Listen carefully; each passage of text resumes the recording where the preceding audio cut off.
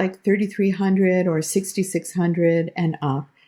But in all honesty, I'm not really sure that I understand what those frequencies feel like. When I wake up in the morning, what frequency am I at? I couldn't tell you. Or when I walk my dog, what frequency am I at? I wouldn't know, and nor do I understand what frequency my preferences are at. So I feel like I'm swimming in the deep end of an ocean on this issue. I wonder if you might be able to shed some light on this in an everyday sort of way and give me some clarity. Thank you very much. I think you're terrific. The frequencies we give when we're talking about frequencies in the thousands, not just hundreds, but in the thousands, 333,000 as a frequency, times per second. These are frequencies your scientists don't take into account yet. This is the total frequency of your physical form in combination with your higher mind that represents the state of being you are at this point in your life, and based on the state of being you shift to in any endeavor you may undergo. As a scale, you could say that most people on your planet at this point are sort of operating somewhere around an average of about 50,000 cycles per second. But the idea is raising your frequency when following your passion can take you above 100 and even close to 200,000 cycles per second, which represents a more realized, a more fully realized version of yourself that is capable of experiencing creativity and joy and actions that are more representative of the things that are passionate in your life: excitement, curiosity, creativity, love. So the higher the frequency between the idea of 50,000 and 200,000 is going toward the range of the fourth density human to experience physical reality from a higher level, where there's more experience of synchronicity, creativity, love, so on and so forth. Above 333,000 cycles per second, when we're talking about this kind of frequency, that's the borderline between physical and non-physical reality. But again, this is a combined collective frequency between the physical being, all the belief systems, the higher mind, the theme you explore, and all this that your science really doesn't understand yet. This frequency can be discovered in the electromagnetic auric field around your physical body if you develop devices that are sensitive enough to read it. And then you can begin to understand exactly what we're referring to when we talk about these kinds of frequencies. For the most part, however, as we said, the majority of your planet is operating at a relatively low frequency, although sometimes there can be peaks up to 80,000 cycles per second. But you now have a general idea of the range of what this represents. Good day, good day. Hello, Bashar. So excited to see you. We are excited to interact with you as well. What would you like to discuss with us today? I have a few questions. First of all, I want to know what are my stars' connections? Like, who are they? Can you tell me? Most people on your planet will have extraterrestrial connections with Sirius energy, Arcturus energy, Pleiadian energy, Orion energy, and a few other things. This is quite typical for all of you because there are many different stories from different star systems being played out on Earth at this time. And therefore, many of you will have these kinds of connections in order to help the themes of exploration and play out these stories so that you can decide exactly how to move forward with them and bring them to a conclusion you may prefer. Of course, most of you also have connections to the gray beings, so on and so forth, and the mantis beings, and what are called the tall whites or Nordics, and many other beings we are not really allowed to discuss at this time. But most of you have the connections that we have said. Okay, great. Okay, my second question is, recent years, there are a few times that I had vision and dreams about some humongous giant white whale. Giant white what? Whale. Like whale? Whale. Whale. W-H-A-L-E, yeah. Sorry, all right. for my pronunciation. That is all right. They're extremely like large creature. In that dream, I was like talking to them, Yes. That dream is pretty vivid. So I kind of can, while they're talking, I kind of can feel the vibration from them. And I also, in that Yes. dream, I was some type of shape-shifting creature Yes. myself. So I was wondering, like, what who are they? Like, You are are these? communicating through your serious connection to an oversoul. Wow. So The they were. shape-shifting aspect for you is simply an indication that you are constantly shifting to different versions of yourself through different parallel realities. And in that state, in the spirit that you were in, the state of spirit, non-physical reality, you can take on any shape. And in communicating with the oversoul, you were sort of starting to identify with that resonance of a larger point of view.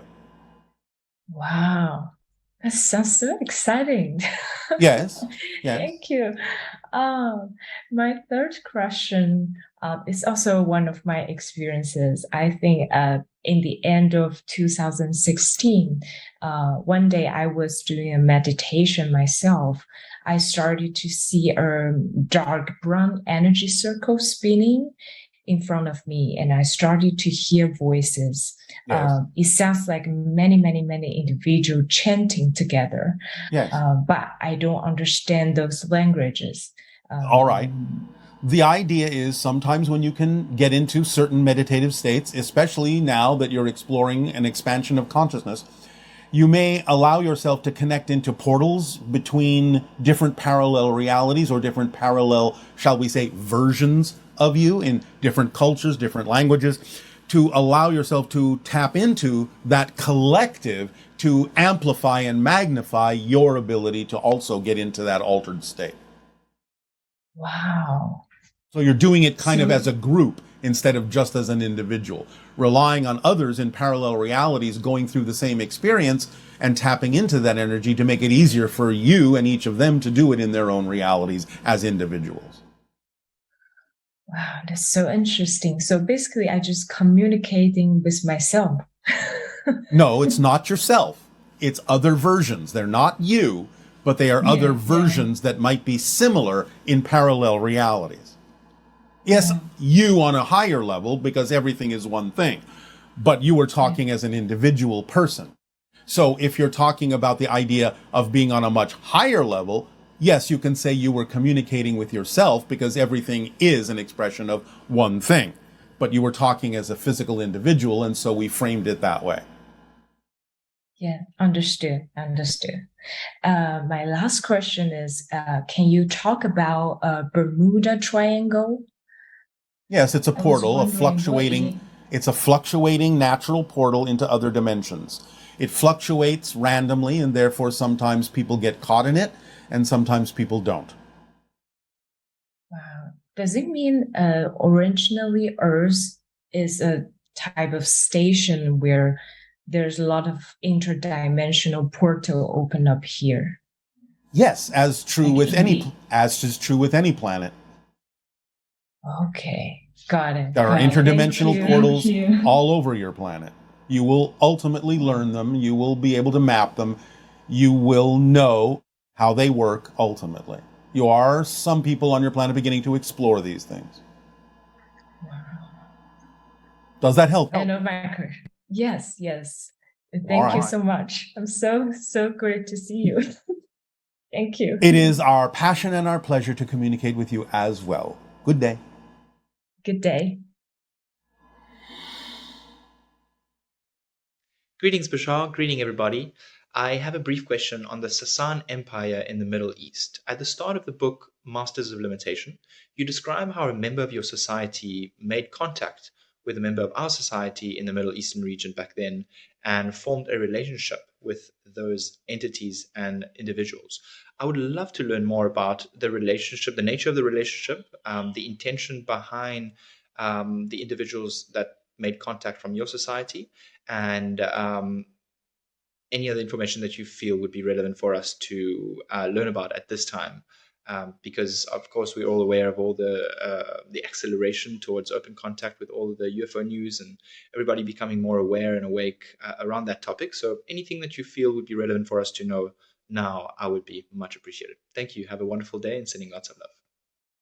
The only thing at this time that we are allowed to share with you about that particular situation is that there were certain protocols that were given that would help to establish the beginnings of the protocols of contact in, from that point of view, the future, which is what's happening now. So the idea is that being forms an anchor point at a certain place and at a certain time in your planet's history. That is the planting of the seed of open contact that would occur in that reality's future, which is what's happening now. Hello, Bashar. Good day. Good day. Hello, I'm Susie from Israel. I'm very happy to see you. All right. Thank you for the co-creation. Thank you about this opportunity. Bashar, I have a few questions, please. Yes.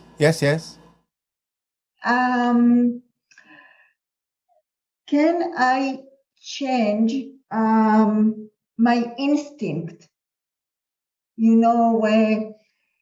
My instinct, not my behavior, not my pattern.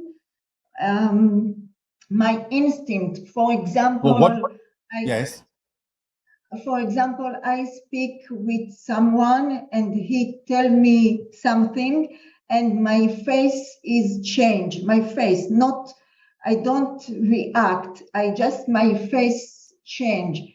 So can I change my instinct? I am not sure that you are using the correct word or definition here. We are not sure that there is a translation for what you are saying about changing your instinct. Can you be more specific? My core belief, my core deep belief, not my behavior, not my pattern. Yes, you can change a core belief, but if you change a core belief, your behavior and your patterns will also change. Yes, but how I change this instinct, this... What you're describing as an instinct is simply the result of something you believe in. Okay.